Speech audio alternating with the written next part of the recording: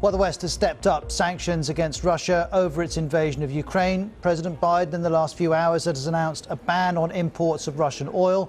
Bear in mind the US gets about 8% of its oil and refined products from Russia, so it's a move that's not going to hugely hit the Americans, but symbolically it's very important. Here's the US president. Announcing the United States is targeting the main artery of Russia's economy. We're banning all imports of Russian oil and gas and energy. That means Russian oil will no longer be acceptable at U.S. ports, and the American people will deal another powerful blow to Putin's war machine. This is a move that has strong bipartisan support in the Congress and, I believe, in the country. Americans have rallied to support their Ukrainian people and made it clear we will not be part of subsidizing Putin's war. Well, this was a coordinated response. The UK and the EU and the US are putting in place similar measures. Here's the UK's Business and Energy Secretary. So what we've announced today is that we want to see the elimination of Russian oil imports during the course of the year. So that gives people time to adapt to the new situation, but we want to see the elimination of Russian oil imports, as I say, during the course of 2022. Now, what the European Union has said today is that it plans to cut its dependency on Russian gas by 2/3 this year. This is how much the continent relies on Russian oil and gas at the moment. 30% of its oil supplies from Russia, 39% of its gas supplies from Russia. Now it says it has a plan to reduce that dependency, in part by expanding solar and wind, in part by diversifying where it gets its gas. But it's also telling households within the EU to turn their thermostats down by 1 degree Celsius. The plan is for Europe to be completely free of Russian fossil fuels by 2030. Here's our Brussels correspondent, Jessica Parker. EU politicians really felt they had to go down this road. There's a lot of pressure on them to act because of the Russian invasion of Ukraine, because there was concern that basically they were paying Russia huge sums of money, some of which was ending up in the Kremlin's coffers, financing the war in Ukraine.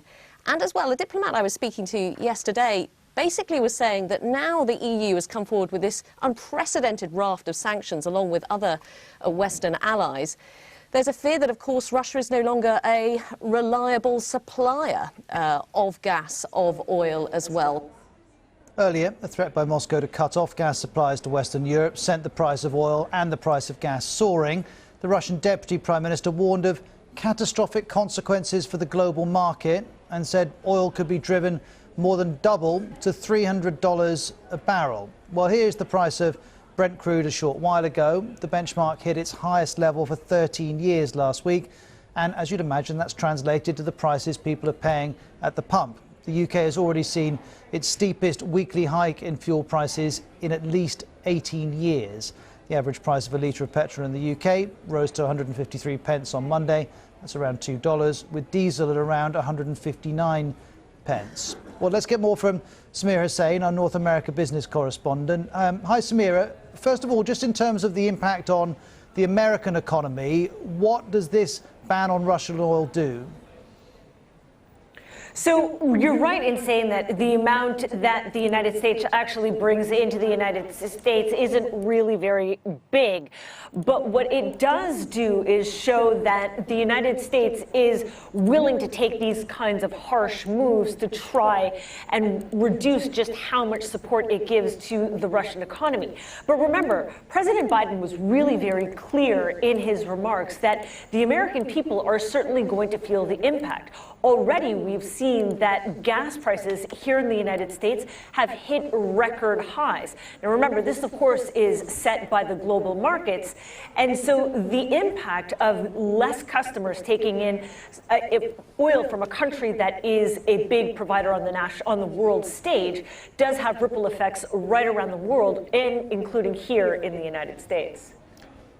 And also then in terms of potential benefits for the US economy, presumably the gaps left by Russian imports could potentially in the long term be filled in by American businesses. It can be, but remember, there are some bans on the domestic production of oil here in the United States.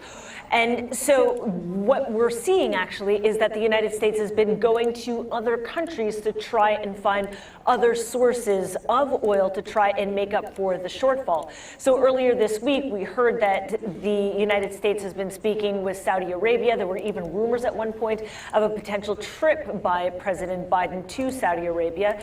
And of course, there is the Venezuela issue. For many years, oil imports from Venezuela have been banned as a way to put more pressure on the Maduro government. But now we're seeing for the first time in years that there is actually a delegation from Washington that went to Caracas in order to try and restart conversations between the two countries to potentially start bringing in some oil from Venezuela into the country. But just so I understand how the global market works, I always have the impression that the amount of supply is controlled. So presumably if Russian oil was removed from the equation, other producers could turn up the taps, and that would in the short term counterbalance that, or am I misunderstanding it? No, it could, but then remember, because it is set by global markets, there is still, people want to, or rather oil-producing countries still want to be able to control the price of oil. So you'll remember a few weeks ago we were reporting about the Organization of Petroleum-Producing Countries, OPEC, that had sort of said that, look, yes, there are some real geopolitical issues at play, but we're not going to put more oil onto the market just yet. So there are still other domestic factors that play for particular countries. Samira, thank you very much indeed. So Samira was helping us understand the oil dimension to this story, but other commodities are also under pressure. Bear in mind that Russia and Ukraine together supply more than a quarter of the world's wheat exports, almost 20% of corn exports as well, and 80% of sunflower oil exports. But the countries that rely most heavily on grain from Ukraine and Russia, well, they're Egypt, Turkey, and a number of countries in North Africa as well as Egypt. Over 40% of Ukraine's wheat and corn exports went to the Middle East or Africa, and around 70% of Russia's wheat exports went to the same regions last year. Well, let's talk to the commodities expert, Kona Haque. Kona, thank you very much for joining us. How quickly will this conflict impact on those export supplies into the Middle East and Africa? I would say almost immediately, because shipments have already started to fall quite substantially, purely because the Black Sea, where all the exports come out of in Russia, are pretty much blocked. There's a huge safety element for the shippers. And importantly, these shipments are required on a daily basis just to feed the population in these Middle East and North African countries. And right now, we're already seeing inflation environments in most of these importing countries, and they can't afford for a further spike in inflation at a time when food is a huge component of the consumer price basket. So this has got massive inflationary pressures.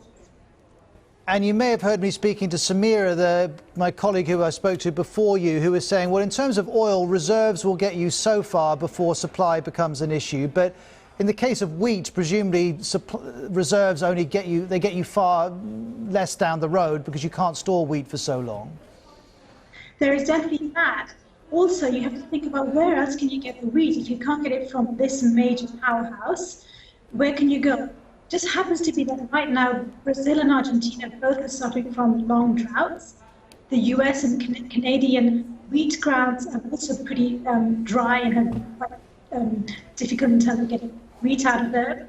So we're getting a situation where it's going to be very difficult to replace any exports from Russia and Ukraine and somehow meet the shortfall. So that's the impact on wheat exports, potentially corn and sunflower oil as well. Talk to me about your analysis of the gas and oil situation and how that could impact countries in the Middle East and Africa. Well, that's where that part of the world is probably less vulnerable. Certainly the Middle Eastern countries have energy to export. They're more than self-sufficient. So that's definitely not an issue for them. If anything, they would probably stand to benefit from the potential rise in oil prices and be able to export them and increase the revenues. That could help them build their purchasing power of food, which is what we need so desperately. But if there's no availability of cheap wheat, where to go? Demand for wheat is so inelastic This is the kind of stuff, and prices today are what have led to food riots and unrest in the past. When, exactly back in 2010, it was Russia where you had a very big drought that eventually led to soaring wheat prices, similar to where we are today. And that then led to the Arab Spring. So it's not inconceivable something similar to that happens again. But in terms of energy, though, the Middle East should be very comfortable. And so, as I'm listening to you, it's reminding me of some of the conversations about Europe and gas, where we're hearing European leaders saying we want to get beyond Russian gas, but it's going to take us a while to do that. It sounds like there could be longer-term strategies for African countries, for example, to cope with these shifts, but that's not going to help in the short term. About the medium term as well, because Russia is a massive producer of fertilizers, along with Belarus, who are also subject to sanctions. Both these countries have threatened to prohibit their fertilizer exports. If this happens, then other countries will not be able to replenish their crops or plant more crops with higher yielding varieties, which will then offset the shortfall. And then you end up with a situation where the Middle East and North African countries again struggle to get hold of their resources, and they will struggle to diversify. Thank you very much indeed for joining us. We appreciate you helping us through that story.